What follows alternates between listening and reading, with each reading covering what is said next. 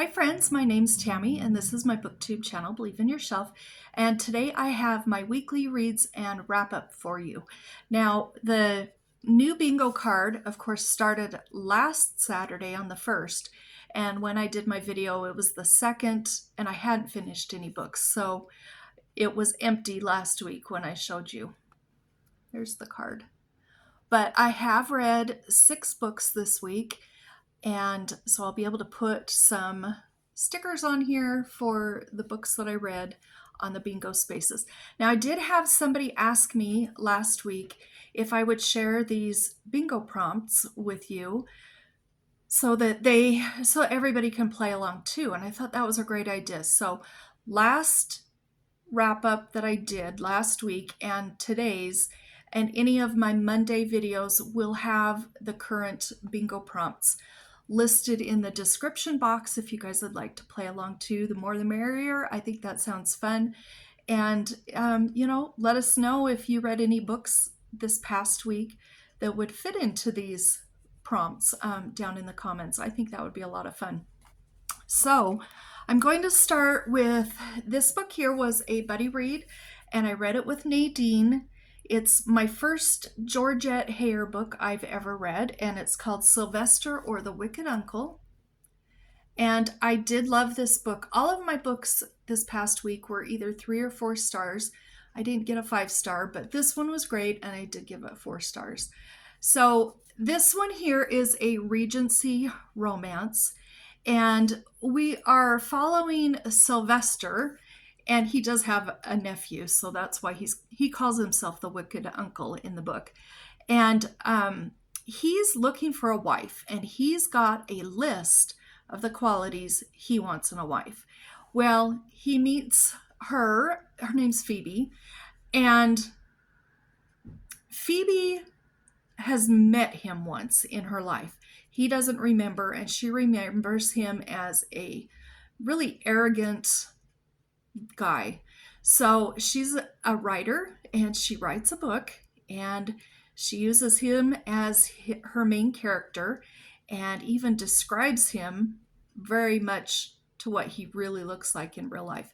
She gets the book published and then almost immediately after that she meets him, Sylvester. He meets her and they cannot stand each other, and they cannot stand each other. And her dad and stepmom are wanting her to marry him, and she doesn't want to marry him. And so she and her best friend, who is a guy who lives near her, they run away, and there's a bunch of mishaps and things that happen along the way, and then various people are involved, and she and Sylvester end up mixed up together with her friend also, and I think his name was Tom, if I remember right. And it's just a whole bunch of mix-ups and misunderstandings and miscommunication and everything. And it's trying to get her and Sylvester to admit that they like each other. So this was a great book. I really did enjoy it. I have one more Georgette Heyer book on my bookshelves, and I will be reading that this month as well because I really liked this.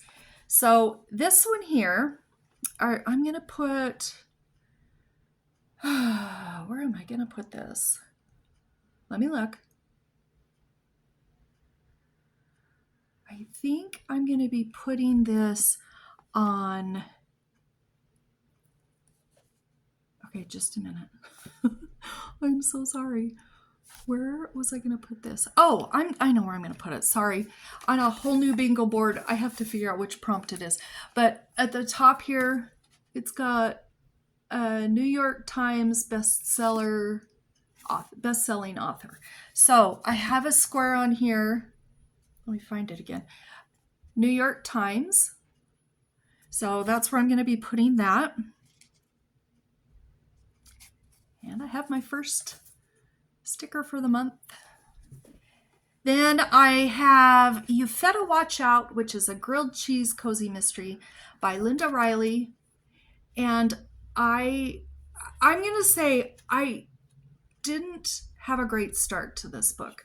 I couldn't get into it. It felt so different than the other books in the series, and it just wasn't pulling me in. I really had a hard time getting going on it. It's not a long book. It's under 200 pages. It's about 181 or 82 pages. But when I hit about the halfway mark, I really enjoyed this book, and it did pick up, and I did love it.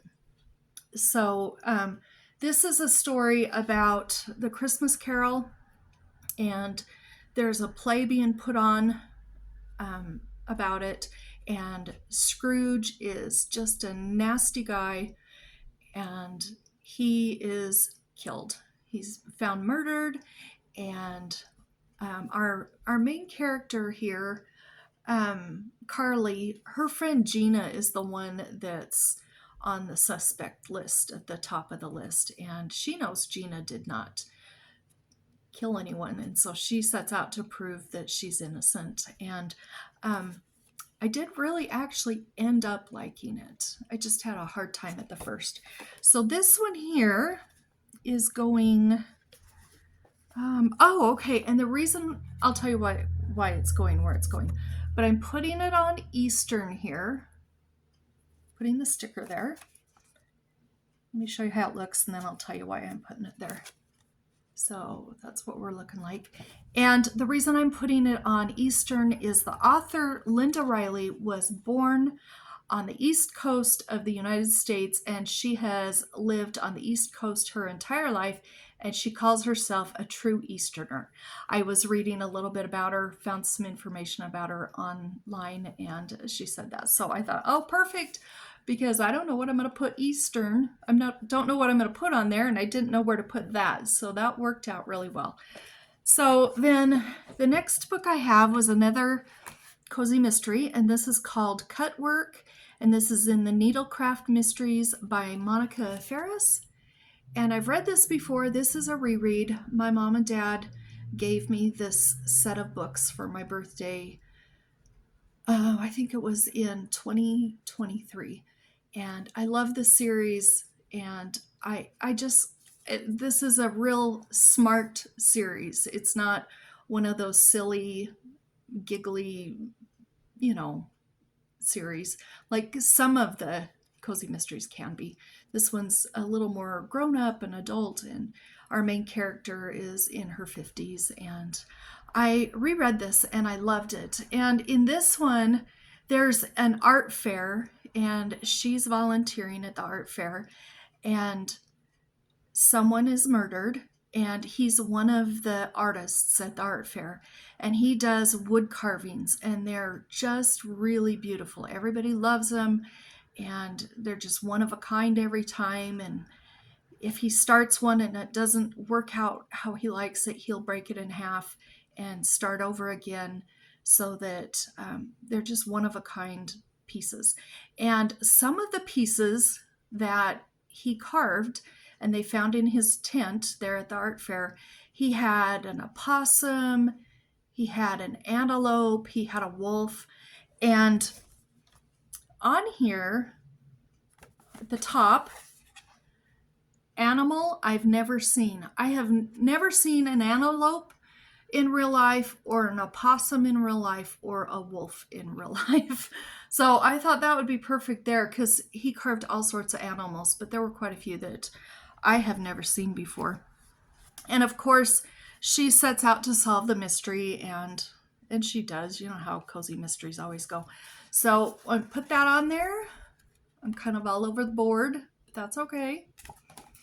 Then I had a book that was recommended by Madelyn. I did that video, I think, where I did my reading goals for 2025. I think it was in that video. I'll link up below.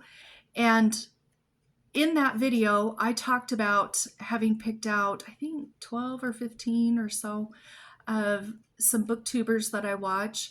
And I found a book that each one of them talked about through the year. Might not have made their very favorites list, but they did recommend it and enjoy it. And so I found a book for each one of them. And on Madelyn's channel, which I'll link below also, she recommended by Alexandre Dumas, The Black Tulip.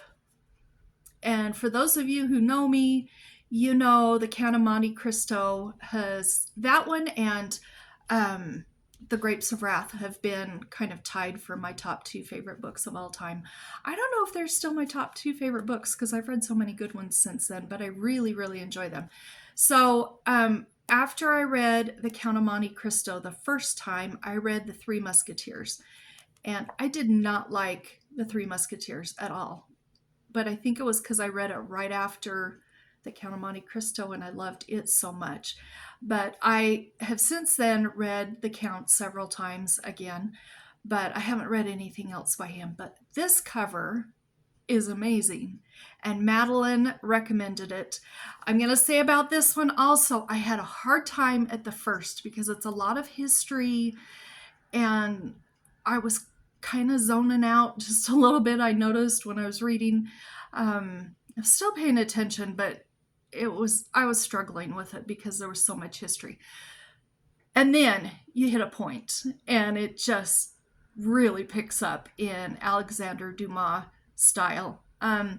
So we're following this guy. His name is Cornelius, and he is a Dutch tulip grower, and he is obsessed with growing tulips.